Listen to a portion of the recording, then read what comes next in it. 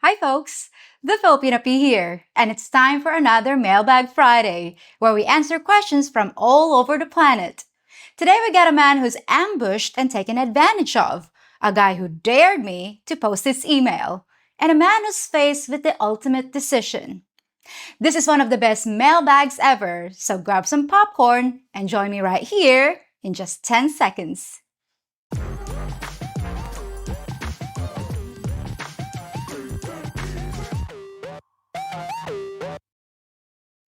So our first email comes from Louis, or maybe Louis, like Louis the 14th.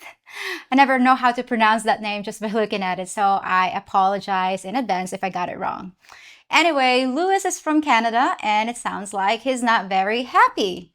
He writes, Dear P, I recently went to the Philippines to finally meet the woman I've been talking to online for about 9 months now. Before I got there, it was decided that we would spend the first few days getting to know each other and then we'd travel together to meet her parents in their hometown. We stayed at my hotel the first weekend and everything went great, no issues. The problem started when we got to her home island. First of all, she said we were gonna eat and meet her folks. But when we got to this outdoor resort looking place, there were literally 50 people already waiting there. At first, I thought there were other guests, but they kept coming up and saying hello, and I quickly found out they were her parents, her family, her extended family, her friends, her neighbors, and even some people she didn't know. This was kind of overwhelming, and I should have been warned, but it got even worse when I was later handed the bill, which was many hundreds of dollars and included renting the resort for the afternoon, as well as the transportation for all the guests. Obviously, all I could do was smile and pay the bill, but I really felt taken advantage of. And believe it or not, things actually got even worse. After almost everyone left, this old guy whose name I don't remember walked up to me and smiled and stuck his hand out. I assumed he was thanking me for the extravagant party, so I shook his hand. But then he stuck it out again, so I shook it again, but he was no longer smiling. By that time, my girlfriend walked up, said a few words in her own language that the old guy didn't like, and then he walked away. It turns out, he was asking for money. I admit I kinda lost my cool after that. I'd just been tricked into throwing an expensive party. And then one of the guests had the nerve to ask me for more money? I actually thought I was being pranked and that someone was about to jump out of the bushes with a camera, but it was all real. So after a pretty big fight, where she pretended not to even understand why I was upset, my girlfriend and I patched things up, and the rest of the trip went okay. But I just want to ask, is this normal? Or did I get screwed? And what about the family member asking for money? Why doesn't she get how rude that is? Do Filipinos think that's acceptable behavior? And is this the way it's gonna be for the whole relationship? Oh, Louis. First, let me apologize for laughing. I wasn't laughing at you, I was laughing at the way you told the story. The fact is, I totally sympathize and I completely get where you're coming from, of course. You see it as greedy and grateful, low class behavior, and I agree. But your question was, why didn't your girlfriend understand why it made you mad? So here's the answer. In my culture, it's not considered all that rude to walk up and ask for money. People do it all the time, even to strangers. It's kind of like walking up to a pretty woman and asking her out. She's probably gonna say no, but you're just shooting your shot. We figure if a person doesn't want to, they have the power to say no. But in the case of a foreigner, there's always the chance they'll say yes. We have a serious lack of empathy, though, when it comes to putting you on the spot and making you feel uncomfortable and coerced, because we have a hard time seeing things from anyone's perspective but our own. As for whether that's the way it'll be for the whole relationship, yep, chances are that's the way it'll always be. Unless you put your foot down from the beginning and say no to all requests for help, which is actually hard to do. Now, a lot of you guys are thinking, oh, it won't be hard for me to say no every single time. But you'll quickly find out it's not that easy. Just wait till your girl asks you for help to pay for the doctor when her mom slices her hand open with a butcher's knife. You're really gonna say no to that? You're just gonna sit there enjoying your steak dinner when your girlfriend's mother can't afford stitches? Of course you won't, and that's how it starts. Once you open the door just a crack by making an exception for emergencies, then it's emergencies you're gonna get. Prepare yourself for a whole bunch of sob stories. Some real, most of them fake. You'll do your best to sort them out, but in the end, you'll probably be saying yes to a lot more than you realize. And now to answer your final question. Did you get screwed? Well, from the Filipinos' perspective, not really. The guy's supposed to pay for the introduction feast anyway, and it's very common for the woman to invite the entire Mongol horde without saying a word about it to the foreigner. Yeah, we should have warned you about the cost. But you know that saying about how it's better to ask forgiveness than permission? Now, from your perspective and my perspective, of course you got screwed. And you'll figure out real fast that anytime other people are involved, it's gonna cost you. If she wants to have friends over, you wanna ask exactly, precisely how many friends, and exactly, precisely how long they intend to stay. If she wants you to give her mom a ride into town, make sure to ask how many other family members you're gonna find cramped into the back seat. And make sure they don't expect an all-expense paid trip to Jollibee's. Now, if you think I'm joking, that means you haven't dated a Filipina yet. This kind of crap is just par for the course around here. You just need to know the rules of the game before you agree to play. Best of luck to you both. So our next email comes from a man named Albert who declined to give his location because he says he comes from a country that's so small, everyone would know who he is. Okay, Albert, if you say so, fine by me. Albert writes, P. I guarantee you won't post this because it doesn't fit your narrative, but somebody's gotta say it. After 8 years in the Philippines, after living on 5 different islands and dating countless ladies, I can safely say that there is no woman on earth more deceitful than the Filipina. I love them to death, but they lie about everything, from the smallest details to the biggest issues, like whether or not they're married or have any kids. I don't know why, but they seem genetically predisposed to deceive. If they tell you the sky is blue, you better grab an umbrella. You talk a lot about how pretty they are and how they make such good partners, which is mostly true. But you fail to warn men of their biggest flaw, their inability to let a single true statement pass their lips.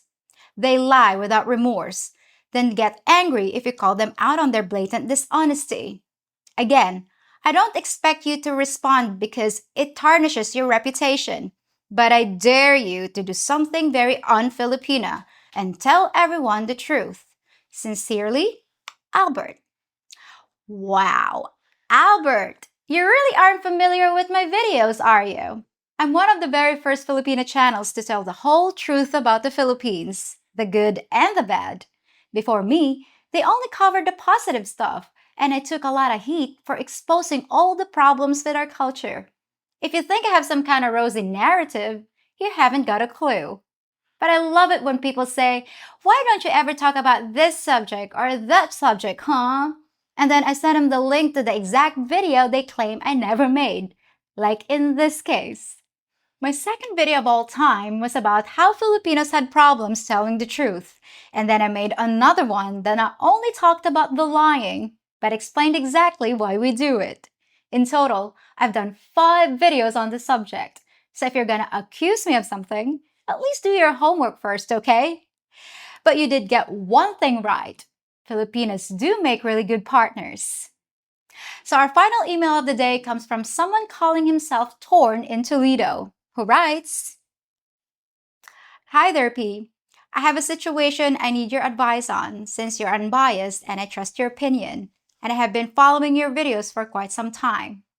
So, I live in Ohio and have been dating a woman from the Philippines for a couple years. I visited her there and we had a great time. Things between us are very good. We don't have any issues, never had a fight or even an argument. She's a rare exception in that she isn't jealous and is even okay with a close female friend I have. Sometimes you can go your whole life in and out of relationships and even marriages before meeting that person you know is right for you in every way. Also, We didn't meet online in a chat room or a dating site. She was introduced to me by a mutual friend. The only problem is, she's in the Philippines. After we met in person, I applied for the K1 visa.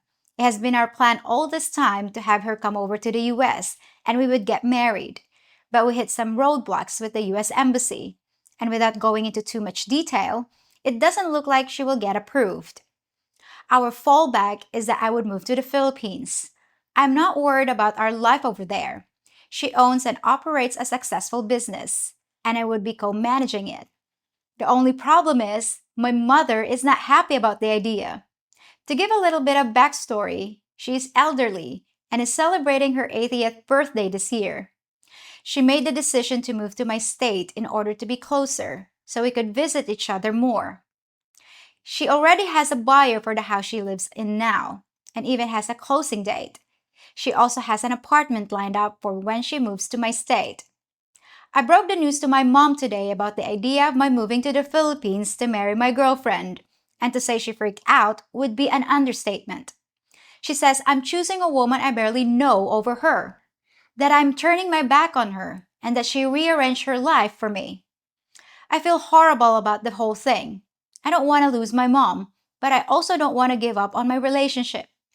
So, what is your advice? Do I just go with my heart, move overseas, and hope that my mom eventually understands? Or should I be more practical and tell my Filipina partner that it's just not gonna work out? I honestly have no idea what to do. Thanks for your time. Torn. Holy crap, Torn! I'm so very sorry.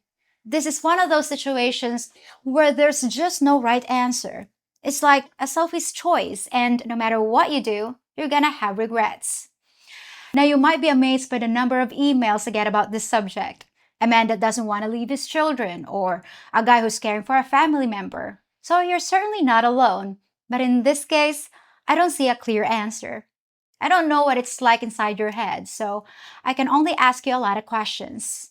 First of all, what deal did you have with your mom? Are you the one that convinced her to sell her house and move to your home state? Did you promise to take care of her? Does your mom have any serious health problems that require your assistance? Or is it looking like she'll make it to 100? What about spending 6 months in each place? Is that something you can afford? How tight is your relationship with your girlfriend? You mentioned meeting her, but was it just once? Are you sure this woman is Mrs. Right? And how much are you willing to gamble to find out? Would she wait for you? And is there a chance you could sort out the K1 mess? Now, there's just no way I can solve the problem for you. You're gonna have to figure it out on your own. If you stay with your mom and your girlfriend finds someone else, you'll be wondering what might have been for the rest of your life. If you go to the Philippines to be with a woman that turns out to be just another Filipina mirage, and meanwhile, your mom dies alone with a broken heart, you'll never forgive yourself. But advising you what to do is different from telling you what I would do, which would obviously be affected by my culture. All other things being equal, if I had to choose, I'm afraid I'd have to stay with my mom. And if she had no one else, I'd invite her to live with me and care for her until she passed. But once again, you and I come from different worlds, so the people you really want to hear from are the viewers. Let's hear what your countrymen have to say about it, and maybe one of them might just have some good advice, or think of another option that you might have overlooked. So come on, guys, let's help Torn out, okay? And please let me know what you decided. Well, that's it for this episode, and thanks to everyone who sent me an email. You've made the mailbag my most popular segment, so keep them coming. Have a great weekend, and I'll see you on Tuesday with an old friend. Till then, folks.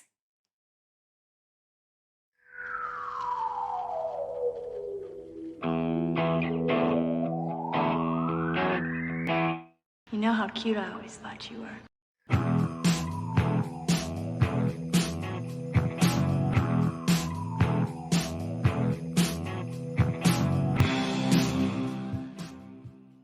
If you think about it, I'm kind of like your lifeguard, keeping you from drowning in a sea of doubt about life in the Philippines.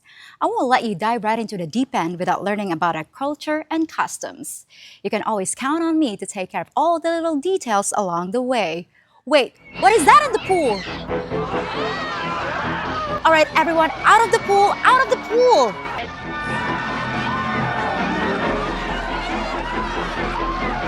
We're gonna have to shut it down for weeks and get a hazmat crew in here.